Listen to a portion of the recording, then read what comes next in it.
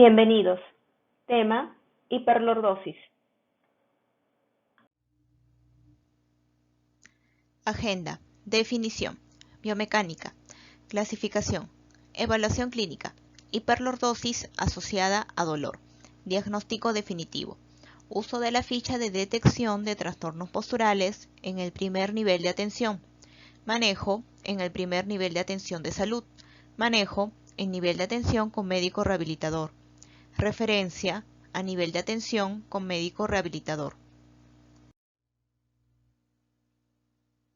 Definición. Para tener bien claro el concepto de hiperlordosis, primero debemos saber qué es la lordosis. Hablemos ahora de la lordosis fisiológica. Es una flexión de la columna hacia posterior. Podemos observarla en la zona lumbar, pero también en la zona cervical. Ahora nos enfocaremos en la hiperlordosis lumbar, que es un aumento de la curvatura lumbar fuera de los parámetros normales, mejor dicho, muy pronunciado.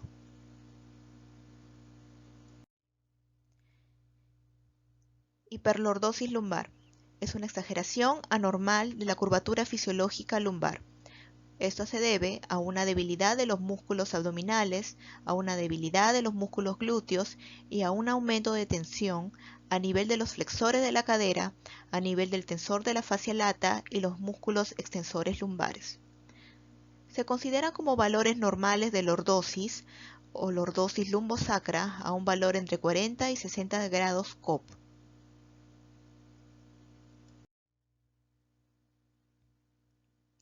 La siguiente imagen nos muestra una columna en el plano sagital.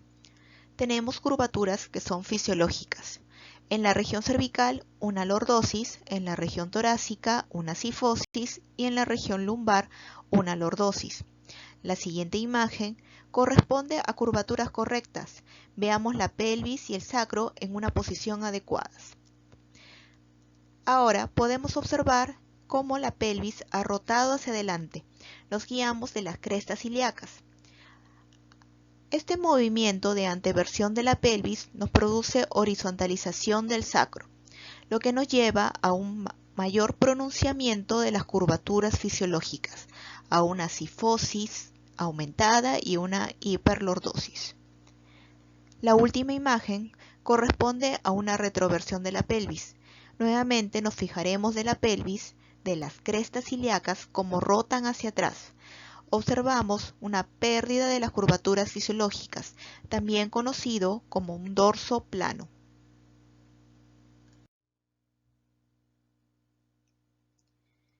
Biomecánica de la hiperlordosis. Es importante reconocer, para el aumento de la lordosis lumbar es necesaria la anteversión de la pelvis y por ende la horizontalización del sacro. Esto lo veremos mejor en el video, donde observamos la anteversión de la pelvis y el aumento de la curvatura fisiológica.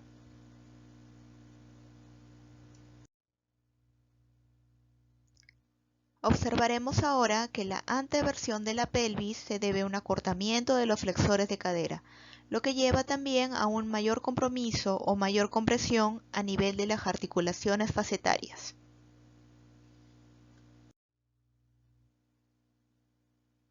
Entonces, en la biomecánica de la hiperlordosis tenemos un acortamiento de los músculos que flexionan la cadera. El principal es el psoas ilíaco, pero también tenemos otros músculos que ayudan a esta flexión y llevan la pelvis en anteversión. Hay músculos también que están debilitados, como los músculos a nivel de la región abdominal. Clasificación. Según su flexibilidad, pueden ser no estructuradas o estructuradas. Las no estructuradas son aquellas posturales, son reductibles mediante maniobras de autoestiramiento.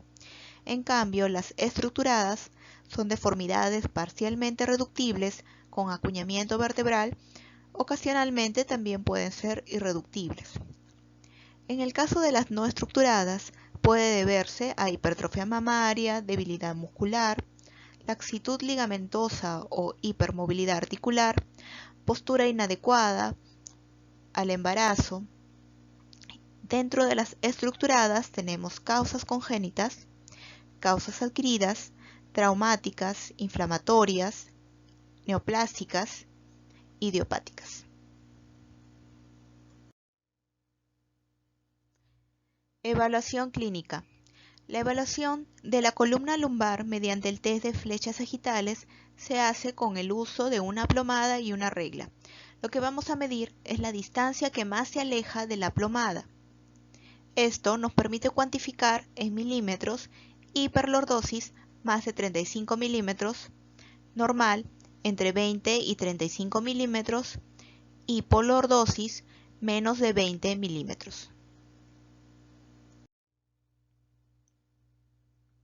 Hiperlordosis asociada a dolor. Hay posibles consecuencias negativas de la lordosis exagerada, sobre todo un aumento de tensión a nivel de la articulación siga apofisiaria, también llamada faceta articular. Eso va a producir un dolor en la zona lumbar. Además, hay un aumento de la fuerza de tensión o un aumento de la fuerza de cizallamiento anterior en la unión lumbosacra. Esto va a hacer que el paciente sea predispuesto a tener espondilolistesis.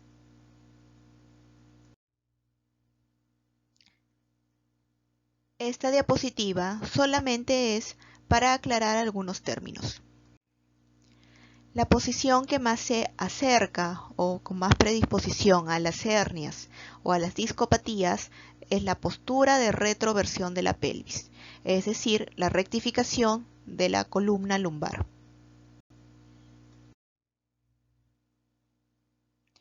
Diagnóstico definitivo.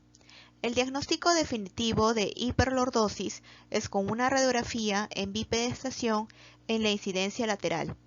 Nosotros podemos medir el ángulo lumbosacro.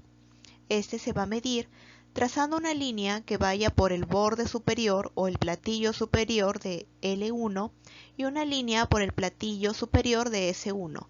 Se toma en cuenta S1 porque estamos incluyendo el disco intervertebral.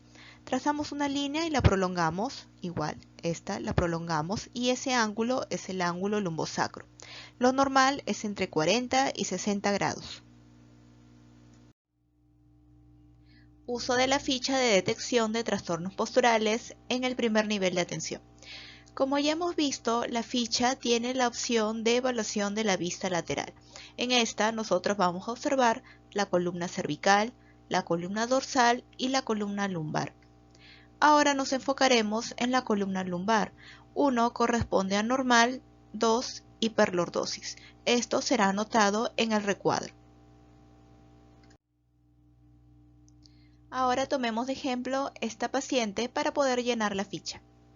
Observamos la columna cervical. Si bien no se nota bien, aparentemente es una cabeza adelantada. Entonces escribiríamos el número 2. Con respecto a la columna dorsal, observamos que tiene una hipercifosis. Aún no podemos decidir si es reductible o irreductible, ya que no le hemos pedido al paciente hacer la maniobra de autocorrección. Por último, vamos a evaluar la columna lumbar. En este caso podemos observar un aumento de la curvatura lordótica. Por ende, marcaremos el número 2. Manejo en el primer nivel de atención de salud. Aquí se van a tratar todas las hiperlordosis sin dolor, mediante medidas generales, es decir, hábitos saludables, disminuir el peso, mejorar la alimentación y realizar una actividad física.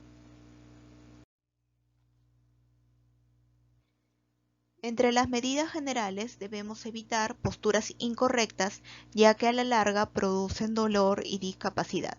La posición ideal frente al computador necesita un asiento ergonómico. La silla debe tener una base con ruedas semifrenadas con apoyo en 5 puntos. El asiento debe ser plano, con un borde anterior redondeado, un mecanismo de ajuste de altura y ancho adecuado. El respaldo cuenta con un apoyo dorsal y lumbar. El ángulo con respecto al asiento es de 90 grados. Hay un mecanismo de ajuste de altura del cojín lumbar, también un ancho adecuado. La posición ideal frente al computador implica una mirada de frente, no hacia arriba ni hacia abajo. Los hombros relajados, Los codos apoyados pegados al cuerpo manteniendo un ángulo de 90 grados, la muñeca alineada, la espalda con el respaldo lumbar, la cadera mantener un ángulo de 90 grados, la rodilla también 90 grados y los pies completamente apoyados al suelo o sobre un reposapiés. Aquí nuevamente podemos observar la ergonomía.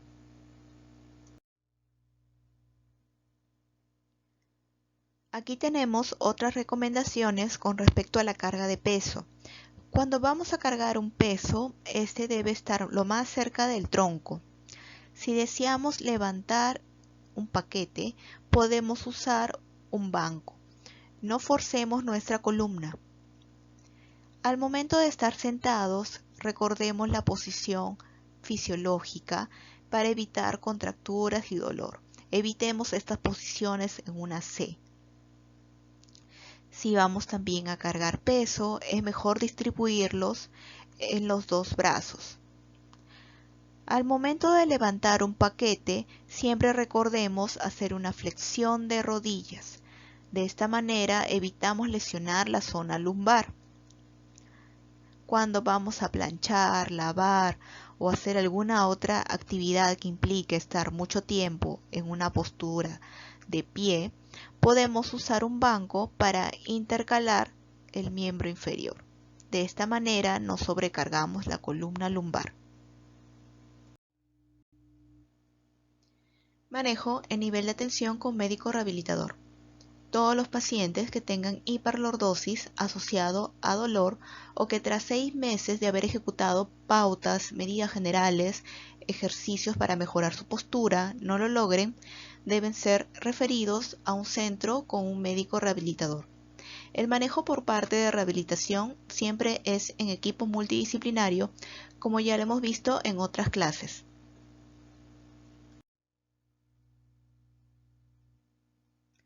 Tratamiento.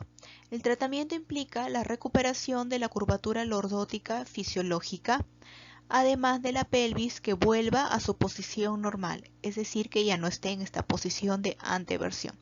Recordemos que en la biomecánica habíamos visto que para la anteversión necesitábamos una contractura en flexión de los músculos psoas ilíaco, pectíneo, aductor largo, corto, el recto anterior del cuádriceps, tensor de fascia lata y sartorio. Estos, al estar más tensos, van a llevar a la pelvis en anteversión. Para el tratamiento tendríamos que hacer lo opuesto, elongar los músculos implicados en la flexión de la cadera. También tendríamos que elongar el músculo cuadrado lumbar y el sacroespinal.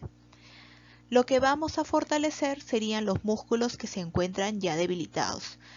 Ellos implicarían la región abdominal, los músculos rectoabdominal, transverso del abdomen y los oblicuos, y fortalecer los músculos glúteos.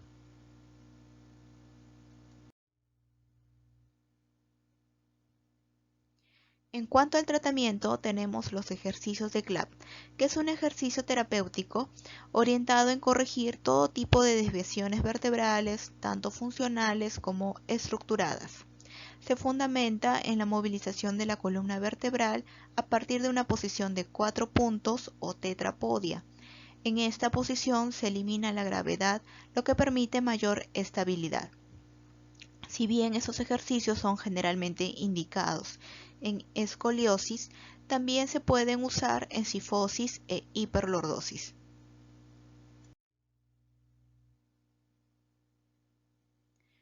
Otro tipo de ejercicios que se pueden realizar para la corrección de la hiperlordosis lumbar son los ejercicios de Williams.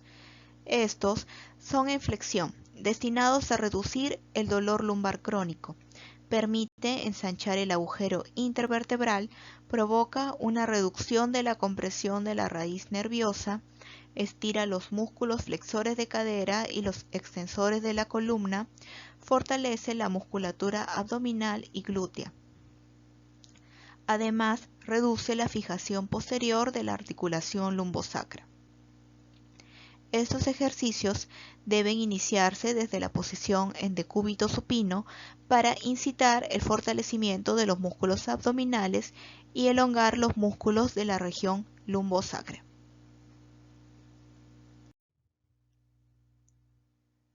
Los ejercicios de Mackenzie son ejercicios en extensión. Incrementan la movilidad de la columna restaurando la lordosis lumbar. Esos ejercicios disminuyen el dolor mediante la liberación temporal de la presión, así como la liberación de beta-endorfinas plasmáticas, fortalecen los músculos espinales, disminuye el estrés mecánico, estabiliza el segmento hipermóvil y mejora la postura y debilidad.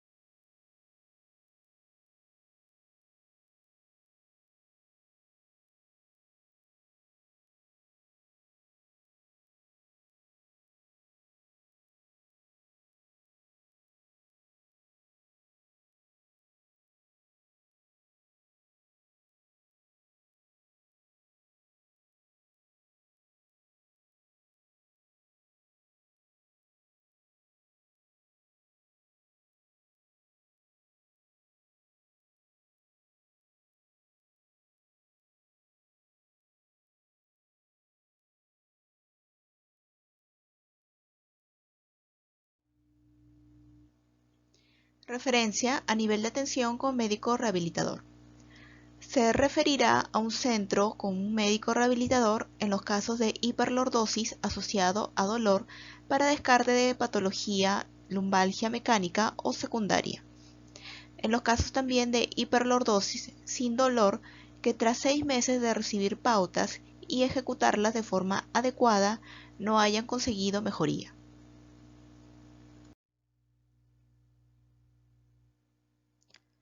Esta es la bibliografía utilizada en la presentación.